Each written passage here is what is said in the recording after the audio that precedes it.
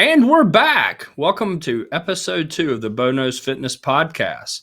I'm super excited to have Heather Black, a certified personal trainer, CrossFit Level 2 trainer, and a precision nutrition coach. Also, kind of a certified badass. Just an awesome personal trainer, and look forward to really speaking with her today. Also, remember to subscribe and like the podcast on YouTube. And definitely make sure to check out all the social media and my website, bonosfitness.com. Welcome to the show, Heather. Hi, thank you. Glad to be here.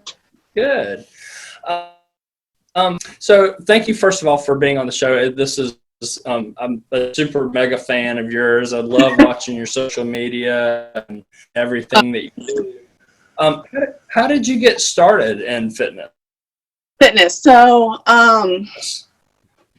after I had my third baby was when I started getting into fitness. My husband was really into triathlons and all that other stuff, and I was trying to keep up with him, and after about a tenth of a mile of trying to do something that resembled jogging, I was so out of shape. So after I had my third one, I started doing the triathlon stuff with him, and then I got pregnant with my fourth, and then after that, it was 7 weeks after having my fourth, which is not a good idea. No other females should be doing this 7 weeks after having a baby, but I decided to start CrossFit right then. After day one, I was obsessed. I drank the Kool-Aid immediately. So yeah, that's crazy and impressive. Or maybe it just shows how badly I needed to get out of the house. I'll do anything. There you go. Risk my personal safety. Yeah. The other thing that I'm interested in is how did you kind of go from the triathlon stuff into CrossFit, or was that just always a thing, or? No, so I remember I was pregnant and I was at home and I was watching, for the first time, the 2013 CrossFit Games clean and jerk ladder, and I saw Rich Froning, and I was like, oh, that looks like fun. That looks really cool. And my husband was over there looking at me watching Rich Froning. He's like, It wasn't just Rich Froning, but it was just watching how cool it was to see them lift a barbell. And I'd never lifted a barbell before, but it looked like fun. And so after I had my baby, I wanted to go in and try it. And it was intimidating, super intimidating. I remember I was sitting in the parking lot of CrossFit Integrity. That's where I started. And I didn't want to go in. I was having a panic attack. I'm like, these people are going to laugh me out of the building. I can't do a squat. I can't do a sit-up. I can't do any of this stuff. But I went in and everybody was super supportive. And, CrossFit has a really good community. So yeah, that's definitely, I've gone to a few CrossFit classes, and that is definitely one of the things that I've noticed. And I've done all different types of classes, and Orange Theory is similar. You have a group of people that are doing the same thing. Yeah.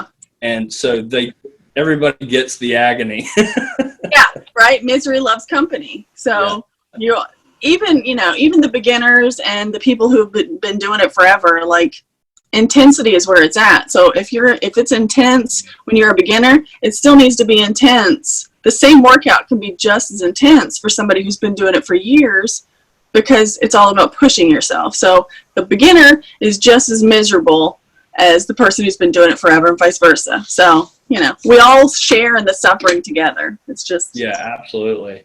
Yeah. Another thing that I'm super intrigued and certainly impressed is your certifications and your background.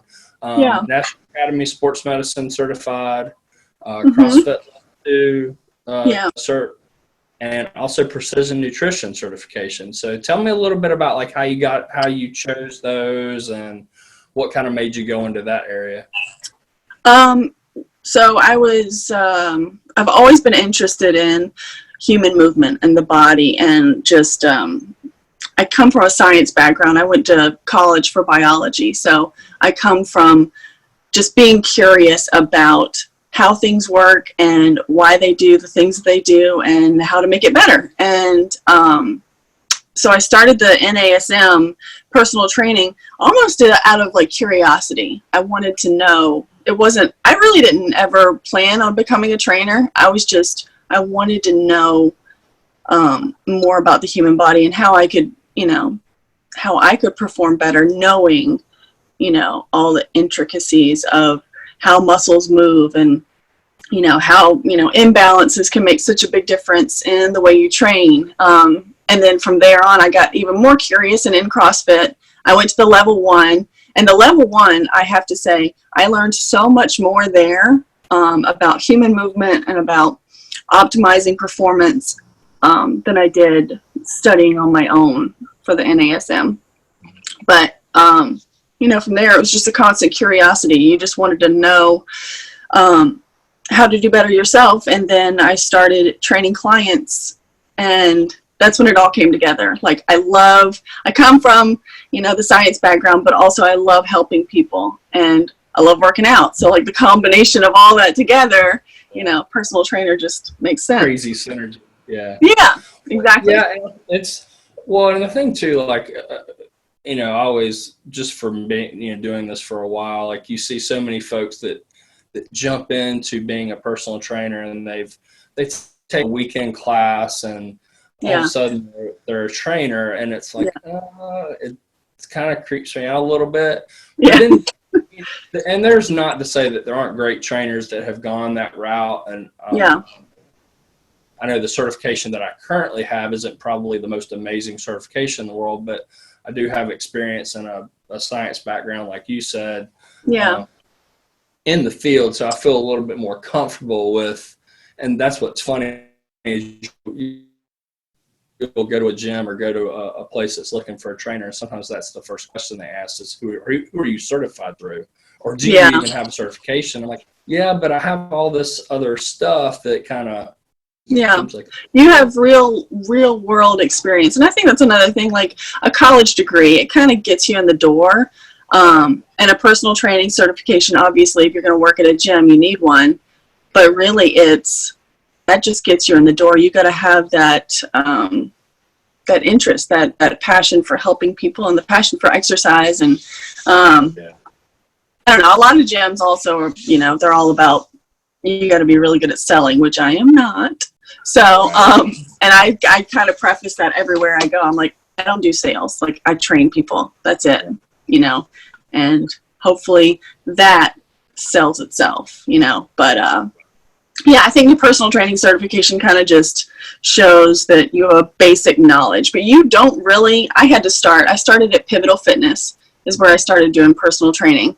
So I think whenever you are getting in the door, you kind of have to start at a place like that. You're not going to go into, just after getting your certification, you're not going to go straight into, a super intense gym. They're not going to let you do anything. You got to have some kind of experience.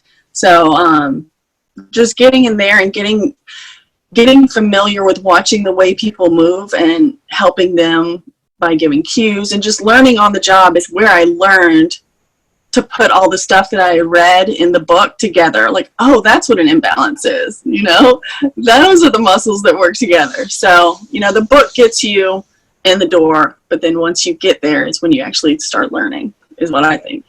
Absolutely. So kind of off subject. So when did the tattoos start? Okay. So, I don't know if you've seen in my videos, I have an awful tramp stamp. It's a butterfly. And I went to a very small private Christian school. And in the story. Right.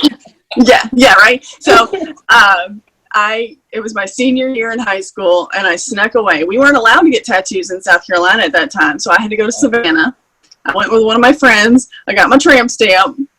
I came back, and I was running up the stairs to do something, and my dad was watching me run upstairs. He's like, Heather. He was mortified that I had gotten a tattoo. And it's so funny. Like, my family still sends me, like, Groupons for tattoo removal. Like, that's actually going to do anything at this point. Wow. So, I think I'm past the point of no return with the tattoos. That's funny. Yeah. Well, sort of not really along those lines. Your photography on all your social media amazing. Are you using an iPhone or are you? Yeah, it's all on the iPhone. I use a couple of different apps. And I have a secret with the photography because I hate posing for photos. What you do Right. is you record the video and then you take screenshots of the video. And that way you're getting like the actual movement. Like if I try to pose in a position of like doing a V-up or whatever, it ain't gonna look right. But if I can screenshot me doing the actual movement, that's when I turn that into a photo. And then, I edit all that stuff in just apps on the iPhone. Nice, very good. Post chasing it, yeah. So this would normally be something I would have asked in the beginning. How are you dealing with all the craziness of the pandemic? And I know you pretty much have your own kind of setup at home, but yeah. I think that if I did not have this set up at home, I would legit be losing my mind. Like I can see how some people are going crazy. Well, now that thankfully in South Carolina the gyms are starting to open up, but I can see how a lot of people are getting like seriously depressed because the gym it's an outlet, it's therapy, it gets you in a better mood, it helps you sleep better, it makes you a better mom, makes you better all around. It's not just about fitness. And so a lot of people who haven't been able to work out for the past 2 or 3 months, it's been rough. I mean, you're not just gaining weight because there's nothing else to do but eat and watch TV. You also just feel like crap, just in general. So, thankfully, I have a garage gym, but otherwise, no. I would have totally lost my mind at this point. How have now, as far as working with clients, and I know we mentioned that you were precision nutrition certified. Do you kind of prescribe to one specific kind of meal plan, or do you kind of do a little bit of different for everybody, or is that something that's just? Yeah, so everybody's pretty different, but the building blocks are the same. The thing that's great about precision nutrition is they just break it down and they make it super easy for you to translate to your clients and for the clients to understand. You don't necessarily need a scale. You don't need measuring cups. You don't need, it doesn't have to be as complicated as a lot of people make it. Like you don't necessarily need to do keto or intermittent fasting or the carnivore diet or whatever these, fads are. It's just about eating things that are balanced. It's all about balance, and it's all about making it less complicated. Because if it's super complicated and I tell you, at this time you need to be eating exactly this amount, most people in the real world who this isn't their full-time job, they're not going to do it. And then they'll get super discouraged and they'll give up. So the thing that's great about precision nutrition is your hands are your measuring cups. Like you have a thumb size of fats. You have handfuls of vegetables. A palm size amount of protein. So it's super, you can just kind of eyeball it after a while. And so it makes it super accessible for everybody and easy for trainers to explain to you how to eat every meal. Perfect. So, yeah. Well, now, so I've got some sort of, I can't call them really rapid fire because they're not like super fast questions. But I give you good. My brain don't work that fast. Yeah. So if there was only one exercise it would be the only exercise you would ever do, what would it be? Oh man, probably squats. So I always, whenever I don't have, a game plan of this is what I'm going to do for my workout, I always do a core workout. Like it's just, you don't think about it. You just go in there and do core exercises. So, my go-to core exercise is a V-up every single time because they were super tough and I was never able to do one for like the first year of me working out. It was impossible. And so now I can do them and I want to do them all the time. They are tough and they work really well. But as far as it's so simple to just stay in shape if you just do squats, push-ups, and sit-ups. Yeah. You can vary that however you want. There are a million different ways to do it, but you don't necessarily need a barbell to be in great shape. Yeah. It's super basic, but people want to complicate it. Well, and I think that's something that the pandemic has really kind of at least shown some people. I know there are plenty of us that really we want that place to go to the Oh gym, yeah. but others the at home workout I think has really opened up for a lot of folks. They're like, hey, I can do this at home, and Yeah. I mean, it get has, and when you don't have any other choice, you kind of make do. absolutely. The gym is great, especially for parents, because it's kind of your escape. You know, you're not at work, you're not at home, you just have this time to completely focus on yourself. And so that part, I think, is super important. But the general fitness, you know, you can get it in at home. You can fit it in. It's just not as exciting. You know what I mean? So I'm glad the gyms are starting to open up, for sure. You and me both. What job would you do if it wasn't in fitness?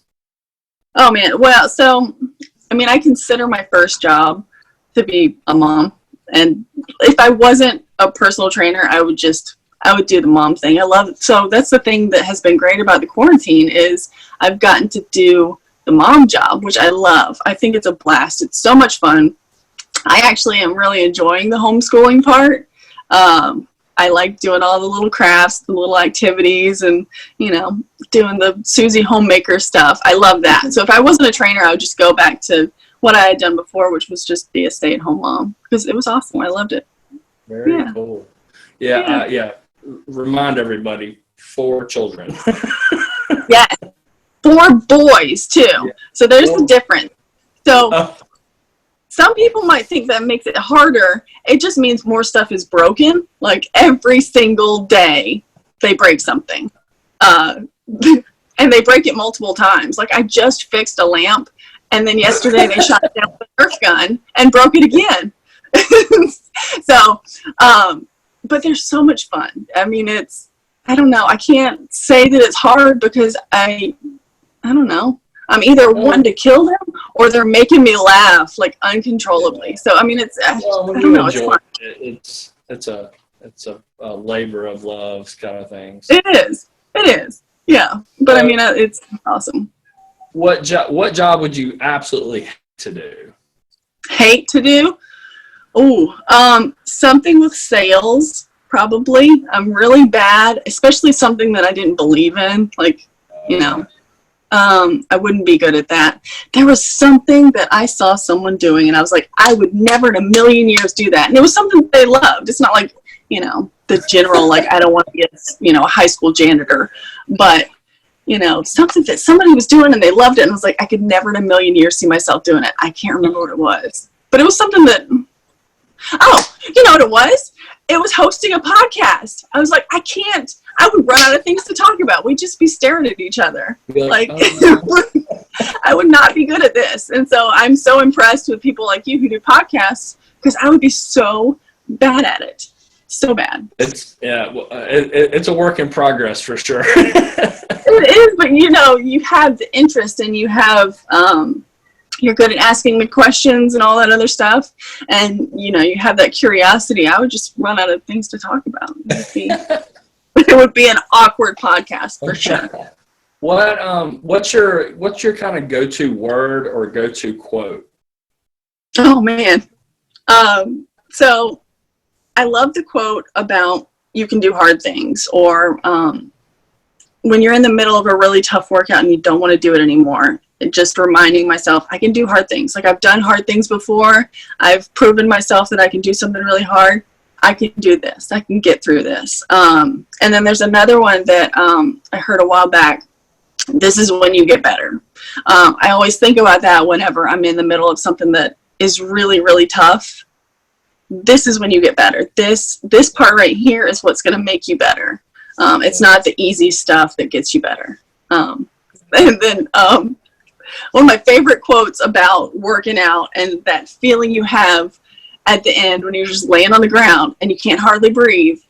And I say to my clients, I'm like, if your life ain't ending, you just pretending. Like it's not real. You know? And so that's one of my favorite funny ones. But the other realistic ones are this is when you get better.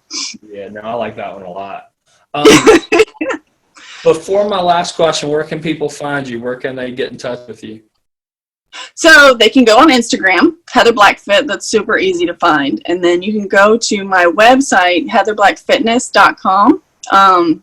That's another super easy way to track me down. Yeah, but I mean, if you go to the Heather Black Fit, that's where you're going to find, the workouts and all that other stuff that most people come to me for.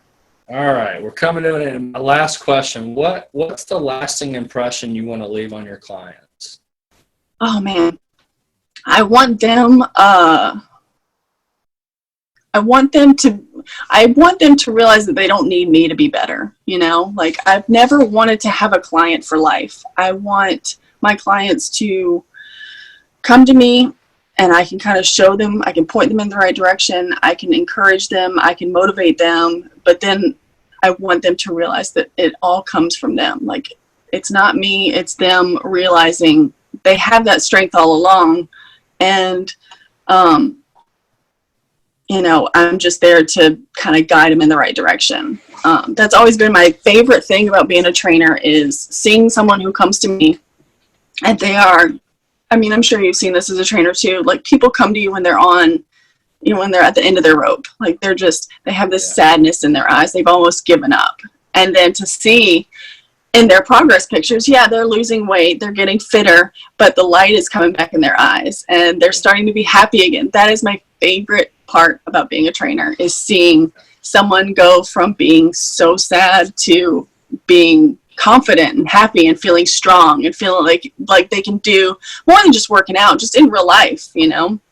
Clients who are shy and quiet, all of a sudden they're outgoing, and they're starting to date, and they're all this other stuff that they didn't do before and they didn't think they could do. Fitness opens that door, and being able to be a part of that is awesome. It's my favorite part, for sure. Very cool. Love it. Well, thank you so much for being on here. This has been awesome. Finally, we got to sort of meet, Yeah, sort of. This is as close as it's going to get for right now, but hopefully soon. You'll have to take me to one of your Orange Theory classes. I've never done Orange Theory before. Oh, yeah, it's a good time. Is it killer? It's kind of like CrossFit light. Yeah. It's a lot of cardio, right? Yeah, a decent amount of cardio on the rower and treadmill, and then also there is a weight room component with dumbbells and body weight exercises, that sort of thing. So I definitely would need to go there to do cardio. I have to force myself to do cardio. I'm not a fan. I'm learning to not dislike it as much, I guess, but you're learning to deal with it. Well, the treadmill for me wasn't. I've never enjoyed the treadmill. The rower was the absolute worst. I've never been so bad at something to start out. And now that it's probably my strength out of all the things that we do. I do pretty well. Really? Yeah, so there are 3 things I've done in CrossFit that have given me a legit panic attack, or I've wanted to start crying. And the rower is one of them. So I don't know what it is about the rower. I'll do the assault bike any day. I don't know. I love the bike. Assault bike I love. Anything over 2,000 meters on the rower, I get a little twitchy, but outside. No thanks. I'm good. Thanks for being on. I appreciate it, and I hope you. I'm glad to be here.